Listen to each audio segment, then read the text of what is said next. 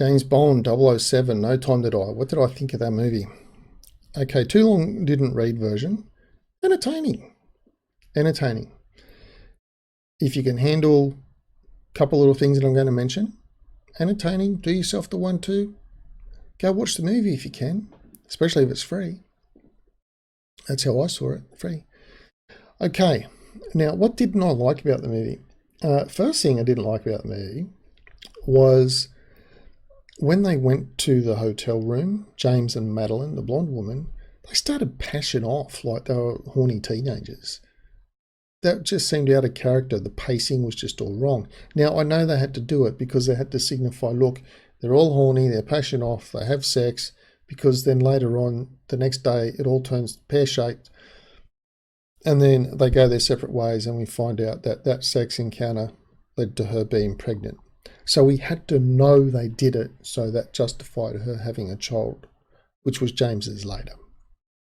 But just the way that they did it just was wrong. It was just like wrong, like in The Matrix when Trinity and Neo just suddenly were passing off at each other like horny teenagers in the lift. That was just wrong. So that was the first thing that sort of bothered me. But when like seriously, I'm watching it. When it came on, I was like, oh God, why is this shit in? That was my very first thought. That's exactly how I reacted to it.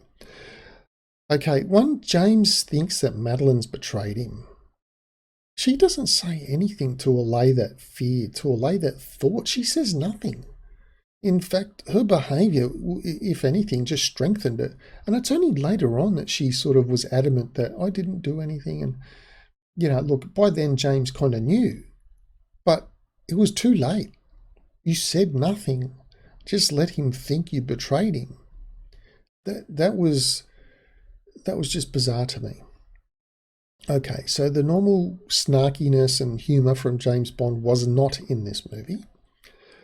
So when Nomi, the black 007 woman, is being snarky to him, he just sort of takes it. He's not snarky back like he would have been with Vesper or anything like that. So I kind of felt that was like, you know, whatever that was. Now, you know the fans are going to go upset that Ian Fleming's character, James Bond 007, they go together. Caucasian, male, British, they go together. You cannot interchange them. So if James Bond is not 007, no one can be 007. So of course, you know the fans will be upset about that. So they have that brought up in the movie. I'm 007 now. Does that upset you? His reply, it's just a number. Right, you hear that, fans? Don't you be upset because it's just a number. Okay, movie makers, let me say this.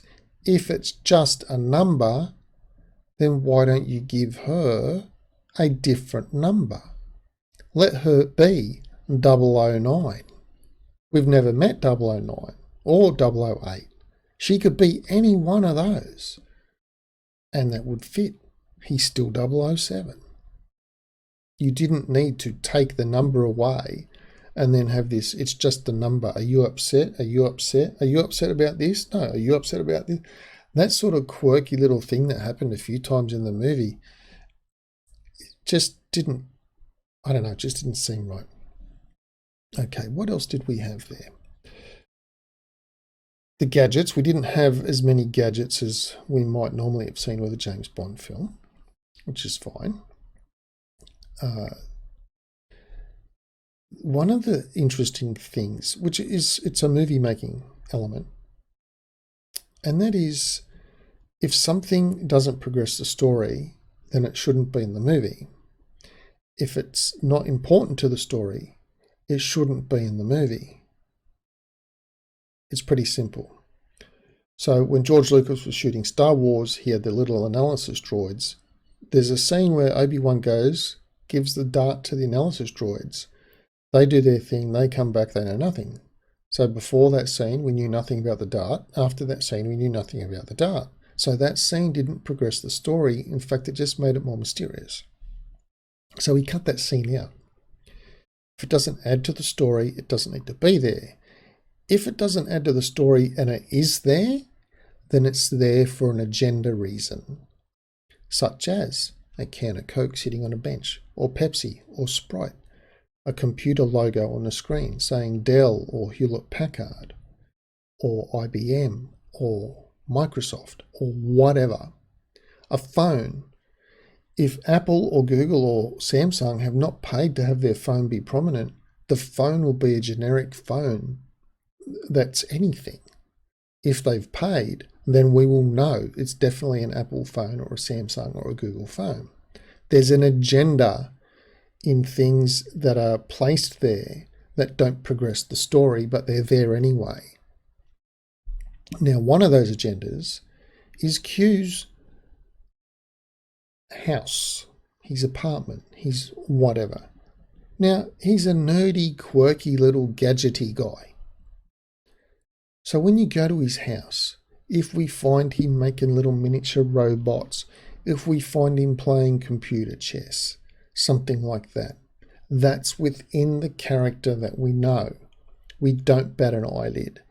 If there's anything other than that, it's an agenda, just like having a can of Coke prominently displayed. So what do we find out? Q is making a romantic dinner for his boyfriend. Therefore, Q is homosexual. He doesn't come out and say, oh yeah, by the way, everyone, I'm homosexual. It's not like that. The way it's just subtly dropped in is just the same way that can of Coke sits on the counter, just being there, fitting the agenda of the sponsor. Now, this doesn't progress the story. We don't need to know the sexual preferences of any characters unless it's part and parcel of the story. Bridges of Madison County, The Mirror Has Two Faces, As Good as It Gets, The Remains of the Day, The Notebook, even the movie Twister. It's reliant on Twister. Bill Paxton and Helen Hunt, they used to be married. He's got a new wife. So we know that he's heterosexual male and the women are heterosexual females. But what about Rabbit, the storm tracer? Do you know what his sexual preference is? Do you know what his favourite beverage is? Do you know what his favourite colour is? No.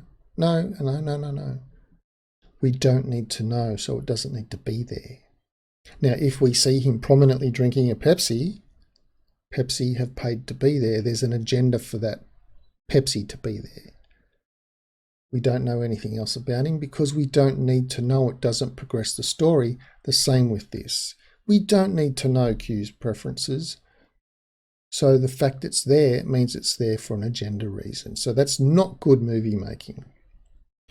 Barbara knows that. Barbara Broccoli, she knows that. So it's been put in there specifically for that reason.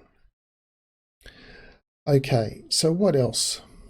Felix Lieter, really likeable character. His death was sad. I was sad when he died. It was just sad to see him die.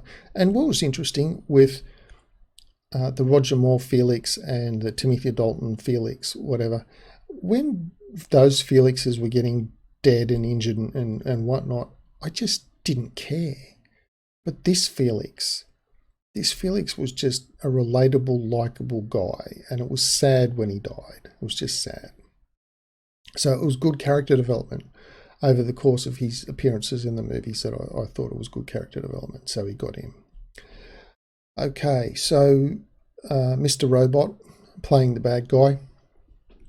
Obviously, Mr. Robot is from the TV series Mr. Robot. I thought he played a really good bad guy. He didn't have a massive amount of dialogue, but what he did, I thought, was he was a good, believable bad guy, who, of course, had mysterious sources of money, but, we have to overlook those sorts of things in this case, but I thought he did a really good job. Now, in terms of the plot, everything, yep, fantastic. James ends up getting infected with something that means if he goes near his girl or his daughter, his girl, love interest, or his daughter, he will kill them. He will infect them and they will die.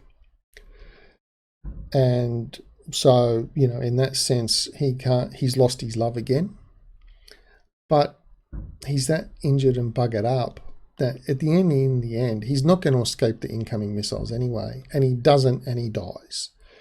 So that leads to two elements that I've found a little bit sort of not right.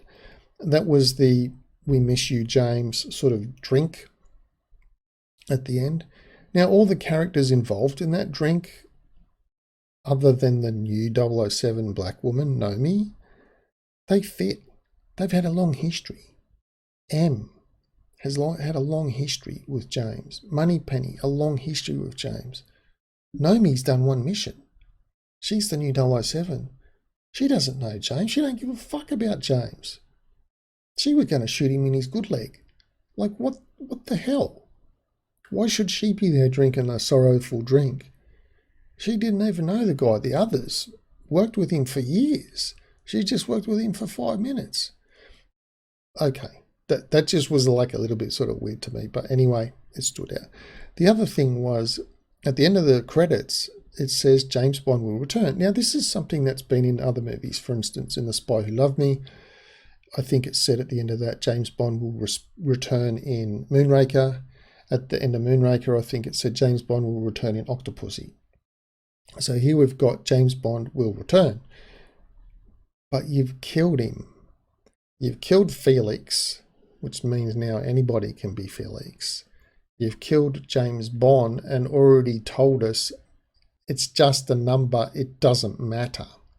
But now you've killed James Bond as well. So now you're going to try and make out that anybody can be James Bond. Well, you can't. You've just killed him. Now, if you were going to kill the character off, like if it was a long-running TV series and this comes down to the final episode and there's going to be no more, this is how you do it. You've already established someone else has taken over the number and he is dead. And he's dead, not like in You Only Live Twice, Mr. Bond. He is dead. Rocket launch, attack, drop right on your head. Dead. If he comes back from this, it's what Misery, the book Misery, would have called a dirty cheat. There's no way coming back from a multiple rocket strike when he was standing on the roof of the damn thing that got multiple rocket struck. He's dead. He's toast. He's not pining for the fjords. He is totally toast. So if they come back, it's a dirty cheat, or they're just doing a swappy in some way, shape or form. But we will see, because there possibly still is a hunt for a new James Bond. But we will see. We will see what the wind blows our way. Whether Barbara Broccoli even wants to make any more, or whether she sells the rights to someone else, or whatnot. It'll just be interesting to see. But overall, if you can get past a few of the elements that I didn't really like in the movie, just brush them off and enjoy them for the 2.5 hour plus movie entertainment that it was, then I think you'll enjoy it. I don't think those elements were a supermassive deal breaker, not like they are in some of the movies. But anyway, yeah, give it a listen, give it a watch if you can watch it for free. And if you've already seen it, let me know what you think in the comments below.